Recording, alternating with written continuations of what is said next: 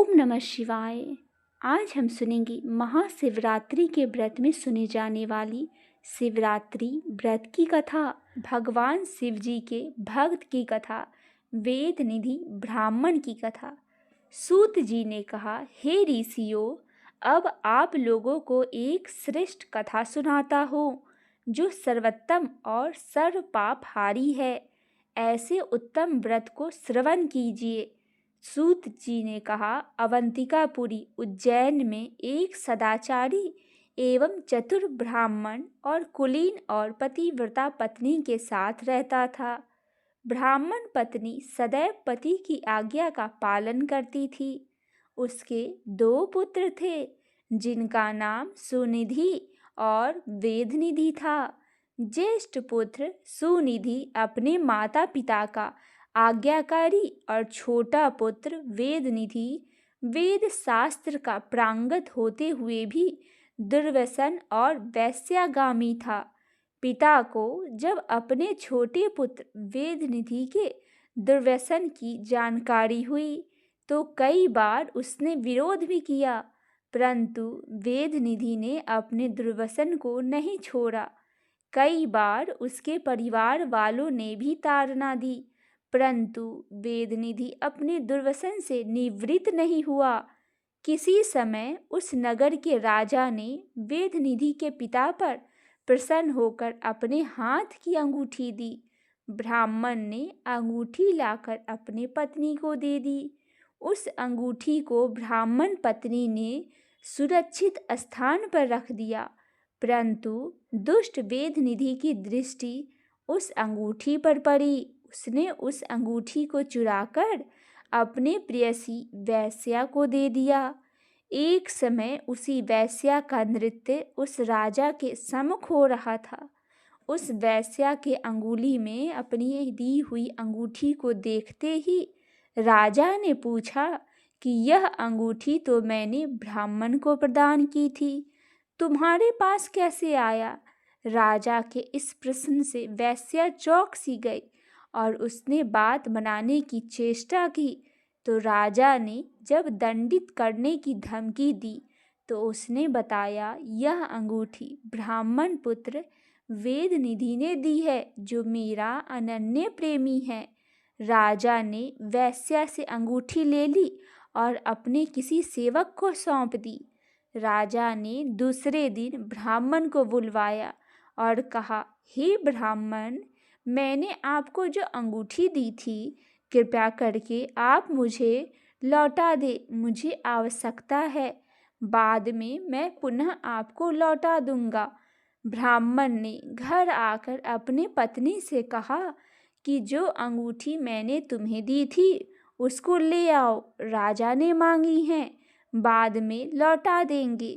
ब्राह्मणी ने जहाँ अंगूठी रखी थी पति की आज्ञा सुनकर उसे लाने गई, परंतु नहीं मिली। बहुत ढूंढने पर भी जब नहीं मिला तो ब्राह्मणी ने अपने पति से अंगूठी न मिलने की बात बताई।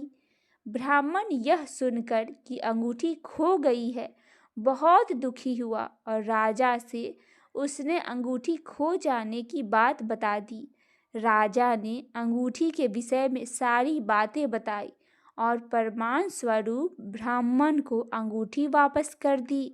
लज्जा से नतमस्तक होकर ब्राह्मण दुखी मन से अपने घर लौटा और अपने पत्नी को ऊंची नीची बातें सुनाते हुए अपने पुत्र वेदनिधि को घर से बाहर निकाल दिया।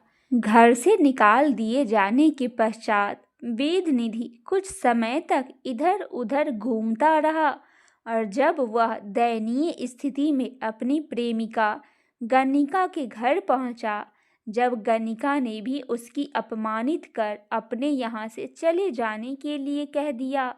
संयोगवश उसी दिन परम पवित्र महाशिवरात्रि का व्रत था। कोई धनी मानी वैश्य शिव मंदिर में शिव पूजन के लिए फल पुष्प एवं भोग सामग्री लेकर मंदिर जा रहा था।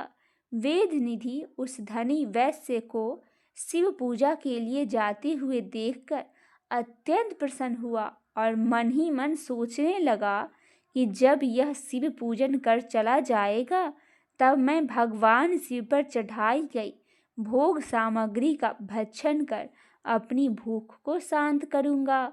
ऐसा सोचकर उस धनी वैश्य के पीछे पीछे चल पड़ा। वैश्य के मंदिर में जाकर सविधि शिव पूजन किया।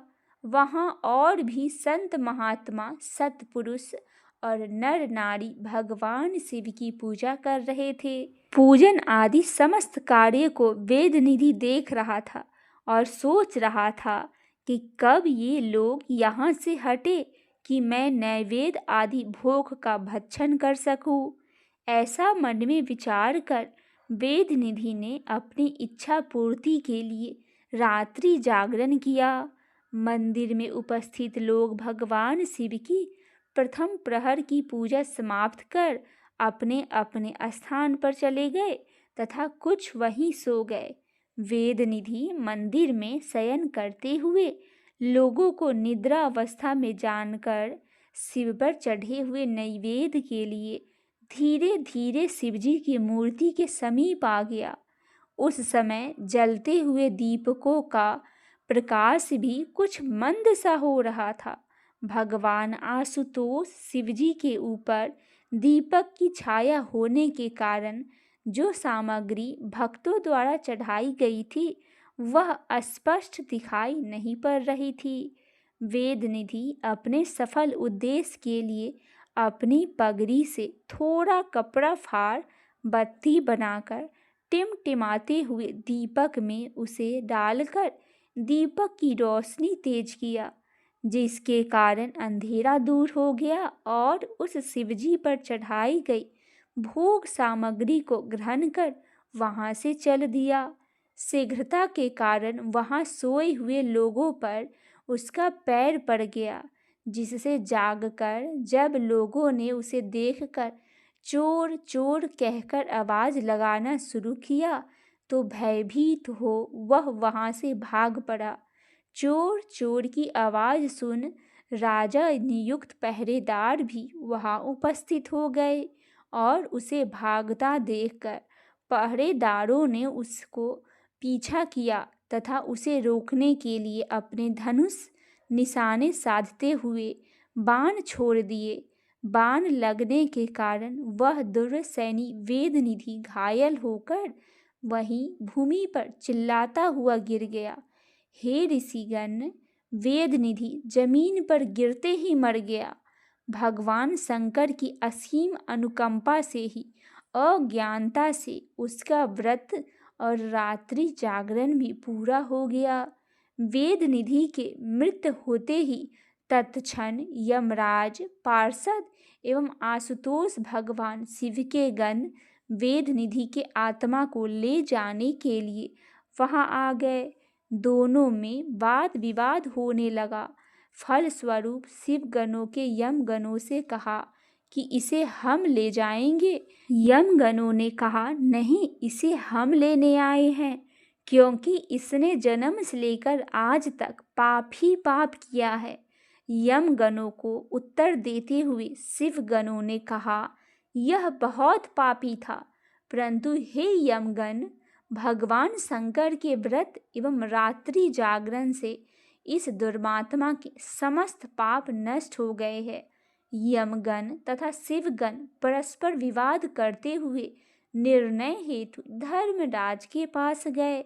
धर्मराज यमराज ने दोनों गणों की बातों को सुनने के पश्चात अपने पार्षदों से कहा, निश्चित ही वेदनिधि के समस्त पाप शिव कृपा से वनिष्ठ हो गए हैं। इस प्रकार दोनों तरफ के दूतों को समझाकर यमराज ने शिव गणों को सादर नमस्कार किया और उस ब्राह्मण वेदनिधि के जीवन प्रदान कर कलिंग देश का राजा बना दिया। वेदनिधि को नमस्कार कर यमराज ने कहा, हे शिव भक्त, तू धन्य है जो शिव पूजन में तत्पर हुआ। कलिंग देश का राज्य प्राप्त कर वेदनिधि ने अपने संपूर्ण देश की जनता को यह आज्ञा दी कि सभी देशवासी महाशिवरात्रि की व्रत की पूजा तथा शिवालय में दीपक प्रज्वलित करे। हे ऋषिगण, ऐसा सत्य कार्य करने से वेद निधि भक्ति मुक्ति को प्राप्त हुआ। इस व्रत का महात्म्य कितना उत्तम है कि अज्ञानवश शिव पूजा करने पर भी भगवान शिव अपने भक्तों को भक्ति और मुक्ति प्रदान करते हैं। जो प्राणी श्रद्धा भक्ति के साथ इस महाशिवरात्रि का व्रत को करते हैं वे परम मुक्ति को प्रदान करते हैं। वेद निधि ने स्वार्थवश ही दीपक को प्रज्वलित किया था, फिर भी उसे ऐसा सुंदर फल प्राप्त हुआ। सोच विचार कर विधि विधान के साथ भगवान शिव की प्रसन्नता के लिए जो दीपक प्रज्वलित करते हैं, भगवान उसे अपना सर्वस्व प्रदान कर देते हैं। हे ऋषिगण, इस परम पवित्र व्रत के समान और कोई व्रत नहीं है एवं भगवान शिव के समान दयालु और कोई देवता नहीं है।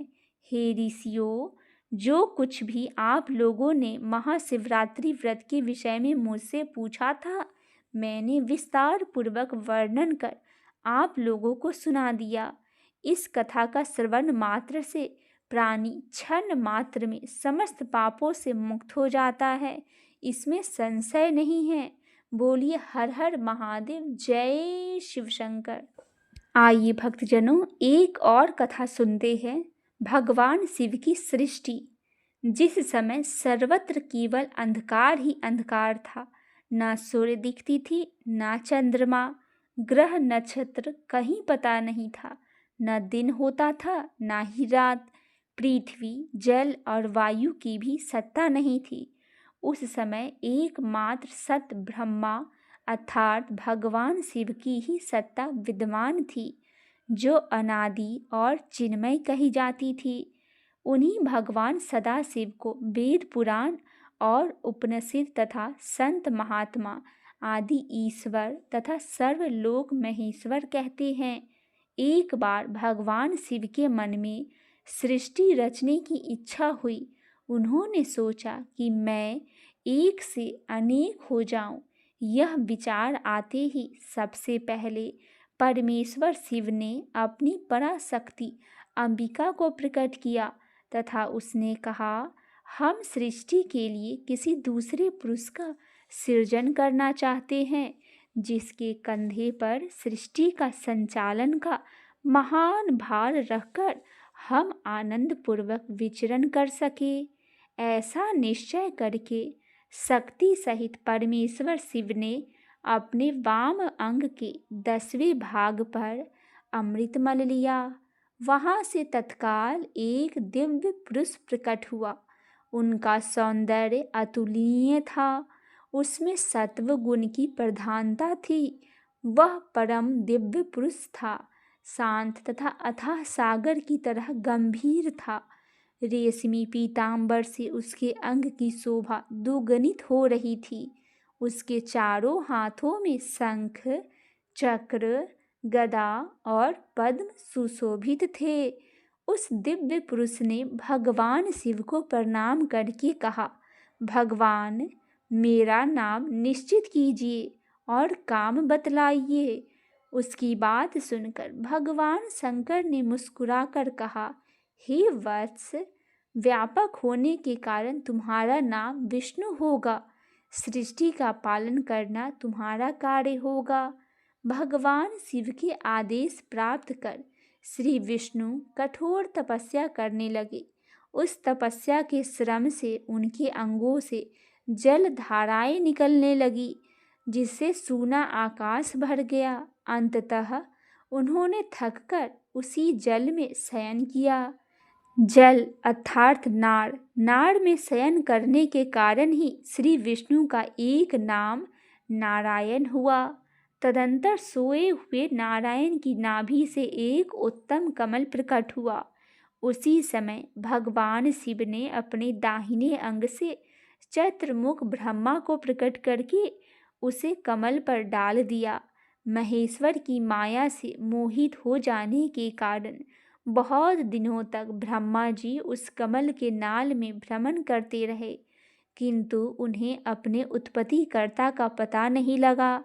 आकाशवाणी द्वारा तप का आदेश मिलने पर ब्रह्मा जी ने अपने जन्मदाता के दर्शनार्थ 12 वर्षों तक कठोर तपस्या की।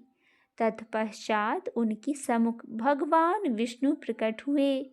परमेश्वर शिव लीला से उस समय वहाँ श्री विष्णु और ब्रह्मा जी के बीच विवाद छिड़ गया। सहसा उन दोनों के मध्य एक दिव्य अग्र स्तंभ प्रकट हुआ। बहुत प्रयास के बाद भी ब्रह्मा और विष्णु भी उस अग्र स्तंभ के आदि अनंत का पता नहीं लगा सके। अंततः थक कर भगवान विष्णु ने प्रार्थना किया, हे महाप्रभु, हम आपके स्वरूप का नहीं जानते, आप जो कोई भी हो हमें दर्शन दीजिए।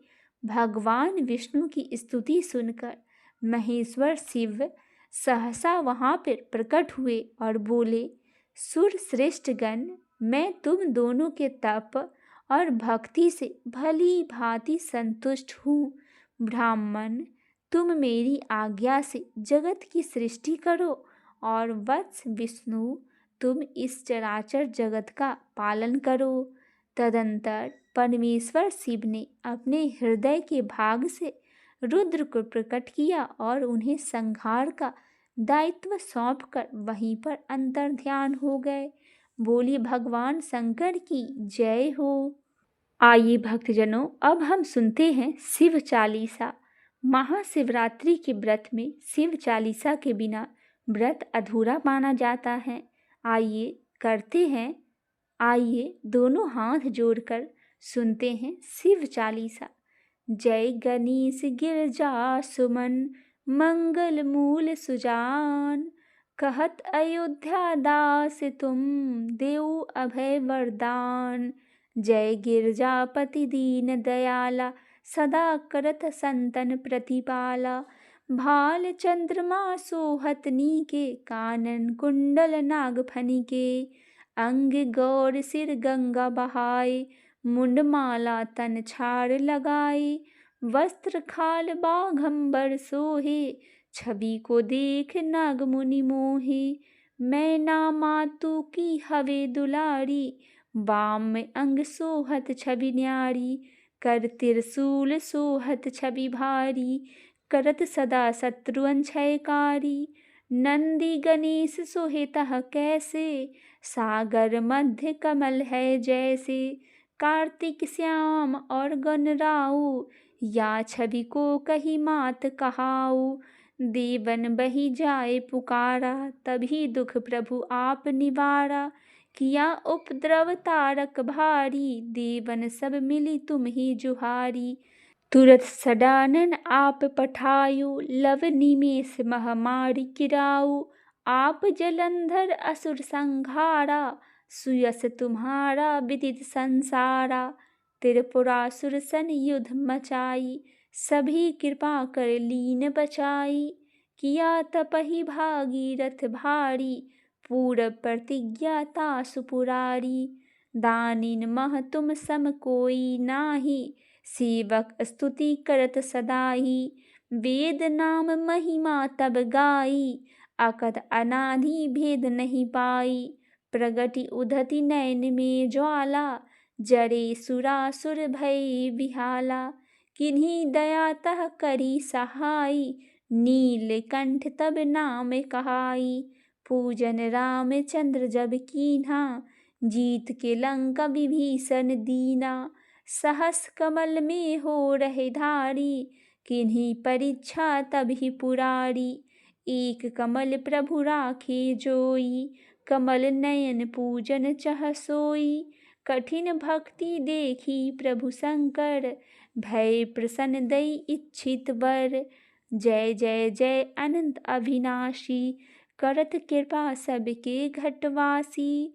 दुष्ट सकल नीति मोहि सतावे, भ्रमत रहो मोहि चैन न आवे। त्राहि त्राहि मैं नाथ पुकारो, यही अवसर मोहि आन उबारो। लै त्रिशूल शत्रुअन को मारो, संकट से मोहि आन उबारो। माता पिता भ्राता सब कोई, संकट में पूछत नाही कोई, स्वामी एक है आस तुम्हारी। आए हरू मम संकट भारी, धन निर्धन को देत सदाई। जोई कोई जाचे ओ फल पाही, स्तुति के ही विधि करो तिहारी। क्षमहु नाथ अब चूक हमारी, शंकर हो संकट के नासन। मंगल कारण विघ्न विनाशन, योगी यति मुनि ध्यान लगावे। शारद नारद शीस नवावे, नमो नमो जय नमः शिवाय। सुर ब्रह्मादि पार न पाए, जो यह पाठ करे मन लाई। तापर होत है शंभु सहाई, ऋनिया जो कोई हो अधिकारी। पाठ करे सो पावनहारी, पुत्रहीन इच्छा कर कोई। निश्चय शिव प्रसाद तो ही होई। पंडित त्रयोदशी को लावे, ध्यान पूर्वक होम करावे। त्रयोदशी व्रत करे हमेशा, तन नाही ताके रहे कलेसा। धूप दीप नैवेद्य चढ़ावे, शंकर समुख पाठ सुनावे। जन्म जन्म के पाप नसावे, अंतवास शिवपुरी में पावे। कहे अयोध्या आस तुम्हारी, जानी सकल दुख हरहु हमारी। नित नेम कर प्रातः ही, पाठ करो चालीसा। तुम मेरी मनोकामना, पूर्ण करो जगदीश। मगसर छठी हेमंत ऋतु, संवत 64 जान। स्तुति चालीसा शिव ही, पूर्ण करो कल्याण। कर्पूर गौरम करुणावतारम, संसार सारम भुजगेन्द्रहारम। सदा वसन्तं हृदयारविन्दे, भवं भवानी सहितं नमामि। बोलिए भगवान शिव शंभू की जय हो। हर हर महादेव, जय शिव शंकर।